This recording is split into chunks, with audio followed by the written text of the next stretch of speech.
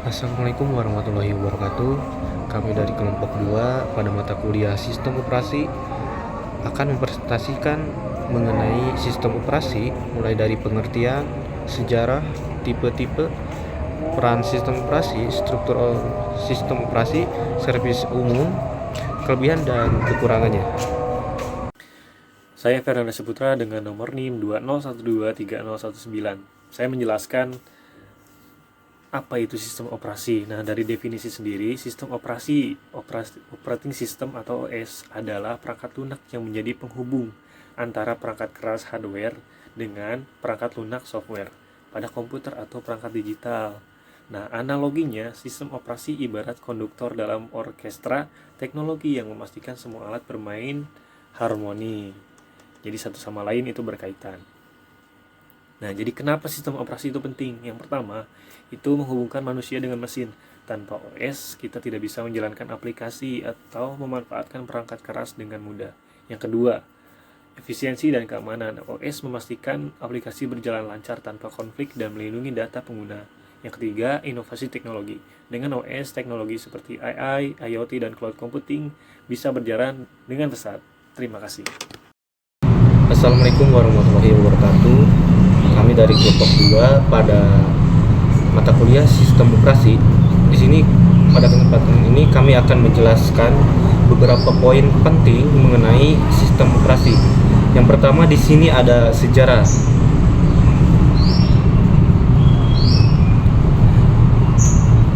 Yang pertama itu pada era awal dari tahun 1945 hingga 1955. Pada era ini komputer masih menggunakan sistem operasi sederhana. Pengoperasian mesin dilakukan melalui pengaturan fisik dan pemrograman langsung pada level perangkat keras. Contohnya ENIAC, komputer elektronik yang pertama dikembangkan oleh pemerintah Amerika Serikat pada tahun 1940-an. Kemudian yang kedua itu pada sistem BET. Jadi sistem BET ini itu muncul pada tahun 1955 hingga 1965. Pada era ini penggunaan sistem BET pada komputer menjadi populer. Sistem ini memungkinkan pengguna untuk mengirimkan tugas-tugas secara berkelompok dan menjalankannya secara otomatis. Kemudian untuk contoh sistem operasi yang muncul pada era ini itu adalah Fortran, Monitor System, dan IBM. Kemudian pada selanjutnya sistem time sharing muncul pada tahun 1965 hingga 1970-an. Era ini ditandai dengan kemunculan sistem operasi time sharing yang memungkinkan beberapa pengguna dapat berinteraksi dengan proses yang dibuatnya secara bergantian dengan jumlah waktu yang sama.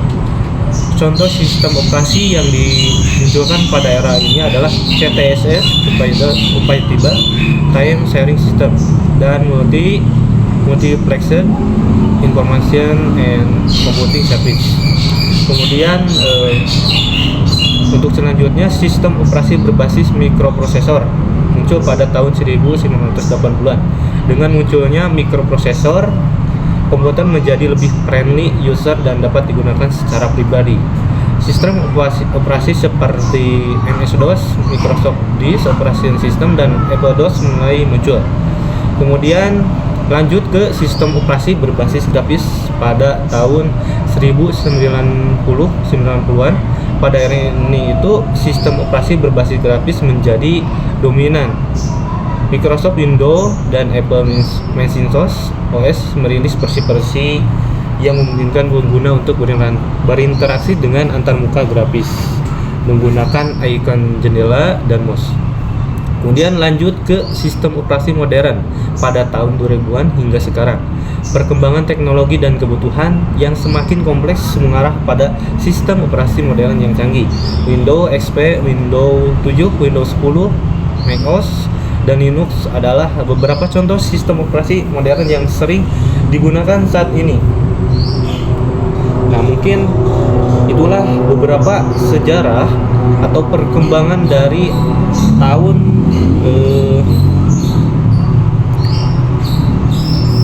1945 hingga sekarang.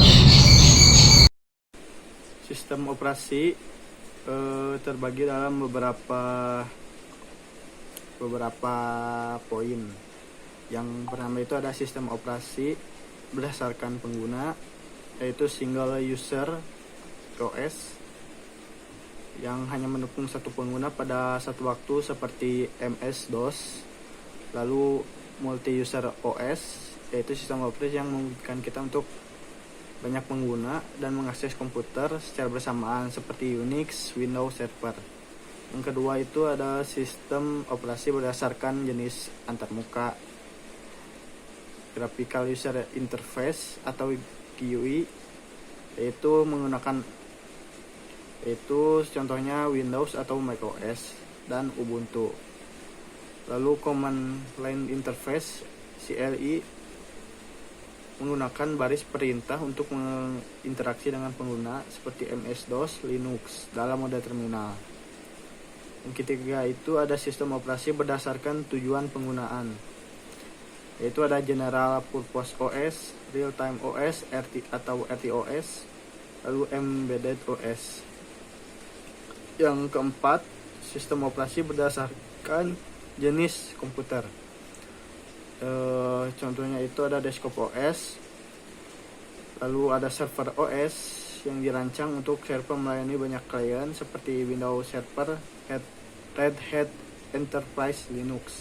Lalu ada Mobile OS untuk perangkat mobile seperti smartphone atau tablet. Dan terakhir itu ada Mainframe OS yang digunakan pada komputer. Mainframe besar yang digunakan oleh organisasi besar seperti ZOS atau OS 390. Lalu ada sistem operasi berdasarkan metode pengolahan data. Ada Batch OS, yaitu untuk memproses pekerjaan secara berkelompok tanpa interaksi penggunaan selama memproses. Lalu ada Time Sharing OS, memungkinkan kita pengguna untuk menggunakan sistem komputer secara bersamaan dengan memberikan setiap pengguna waktu memproses secara bergiliran seperti Unix.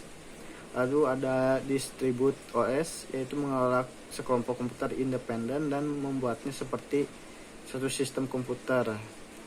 Contohnya ada Plan 9 atau Amoeba. Lalu ada Network OS, yaitu mengelola dan menyediakan layanan kepada komputer yang terhubung dalam jaringan. Contohnya Novell Network dan Windows Server.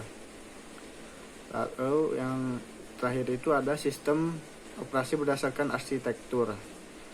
Yang pertama itu ada Monolithic OS, yaitu berjalan dalam satu ruangan alamat kernel. Contohnya Linux.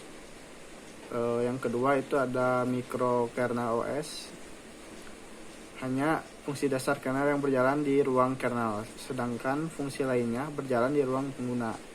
Contohnya itu ada Minix dan KNX.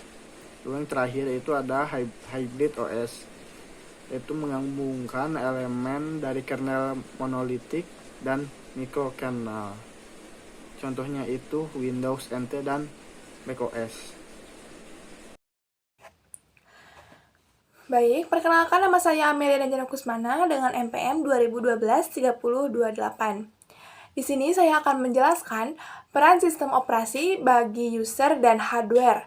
Yang pertama, bagi user, yaitu ada satu, antarmuka pengguna yang mudah, yaitu sistem operasi menyediakan Graphical User Interface atau GUI atau Command Line Interface, yaitu CLI, untuk mempermudah interaksi dengan komputer. Yang kedua, eksekusi program dan aplikasi, yaitu membantu menggunakan menjalankan aplikasi seperti browser, memutar video, atau software dengan pengolahan dokumen. Yang ketiga, ada pengolahan file dan data, yaitu OS menyediakan sistem file yang memungkinkan dengan pengguna menyimpan, mengorganisasi, dan mengakses data secara efisien. Yang keempat, ada keamanan dan privasi, yaitu memberikan mekanisme autentikasi seperti kata sandi atau sidik jari untuk mencegah akses tidak sah. Yang kelima, ada kemudahan koneksi jaringan, yaitu mempermudah akses internet dan komunikasi melalui pengaturan jaringan yang otomatis atau mudah digunakan. Lalu selanjutnya ada peran sistem operasi bagi hardware. Ya, tadi user, sekarang hardware. Ya, yang pertama, abstrakasi perangkat keras. OS menyembunyikan detail teknis perangkat keras dan aplikasi. Yang kedua, ada manajemen sumber daya, yaitu mengatur penggunaan CPU, memori, penyimpanan, dan perangkat input atau output agar digunakan secara efisien oleh berbagai proses dan aplikasi. Yang ketiga, ada komunikasi antar perangkat, yaitu memastikan perangkat keras seperti keyboard, mouse, monitor, dan printer dapat bekerja bersama tanpa konflik atau tidak bertabrakan gitu. Yang keempat, pengolahan driver, yaitu pengolahan perangkat lunak driver yang menjadi perantara antar perangkat keras dan sistem operasi. Driver memungkinkan perangkat keras baru dikenal dan digunakan tanpa memerlukan perubahan besar pada OS. Yang kelima, ada proteksi dan stabilitas perangkat keras, yaitu mencegah kerusakan perangkat keras dengan mengelola akses yang tidak sah atau penggunaan yang tidak sesuai. Dengan cara ini, sistem operasi memastikan untuk perangkat keras bekerja dengan baik untuk mendukung kebutuhan pengguna dan aplikasi. Baik, penjelasan tentang peran sistem operasi cukupkan sekian. Mohon maaf bila ada kesalahan. Terima kasih. Assalamualaikum warahmatullahi wabarakatuh. Saya Idanul Hakim dengan nomor NIM 20123037. Di sini saya dari kelompok 2. Di sini saya akan menjelaskan tentang sistem operasi atau SO. Nah, di dalam struktur sistem operasi itu ada 4 bagian, yaitu lapisan-lapisan dalam sistem operasi. Nah, sistem operasi biasanya dibagi menjadi beberapa lapisan atau tingkat dengan masing-masing memiliki fungsi spesifik. Nah, terus ada juga lapisan kernel, merupakan inti dari sistem operasi yang mengelola sumber daya dan menyediakan layanan data dasar seperti manajemen proses, manajemen memori, manajemen I/O, manajemen file. Nah, terus ada juga lapisan sistem panggilan atau sistem call interface, berfungsi sebagai antarmuka antar kernel dan aplikasi pengguna. Terus ada lapisan utilitas dan program sistem. Nah, berisi utilitas dan program yang membantu pengguna dan berinteraksi dengan sistem. Ada juga lapisan aplikasi pengguna, program atau aplikasi yang berjalan di atas sistem operasi. Terus ada yang kedua, komponen utama sistem operasi, yaitu manajemen proses, mengelola eksekusi proses, penjadwalan dan komunikasi antar proses.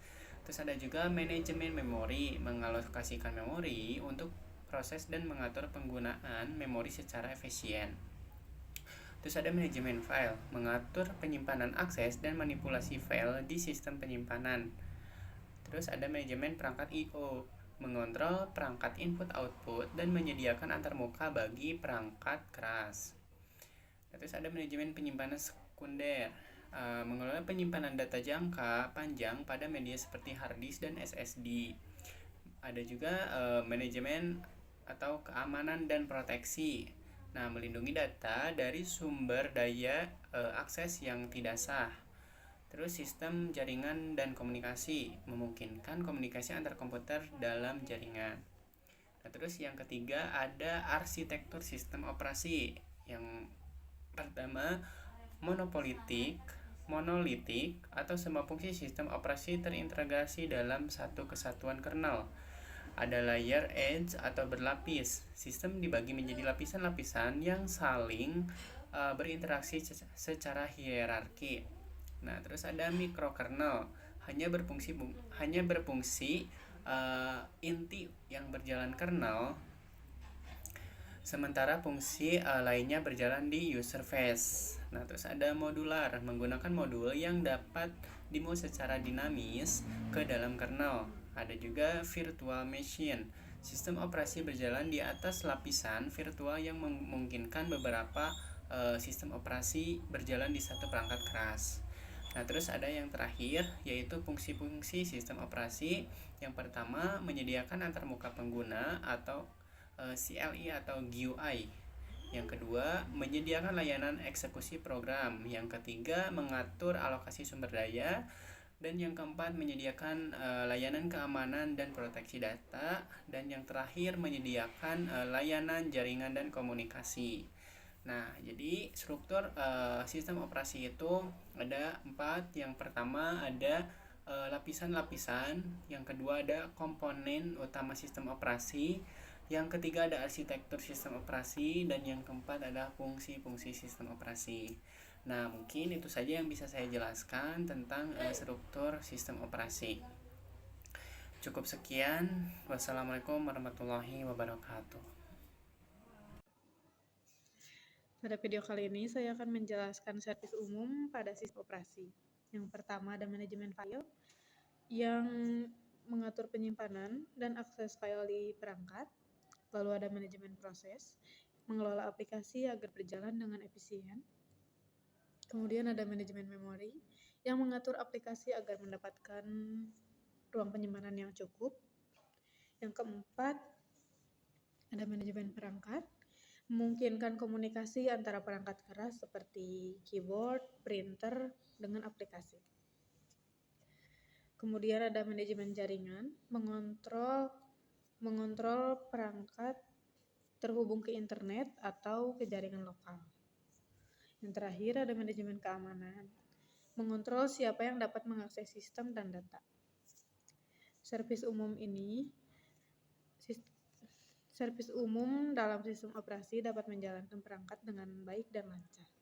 Sekian, wassalamualaikum warahmatullahi wabarakatuh.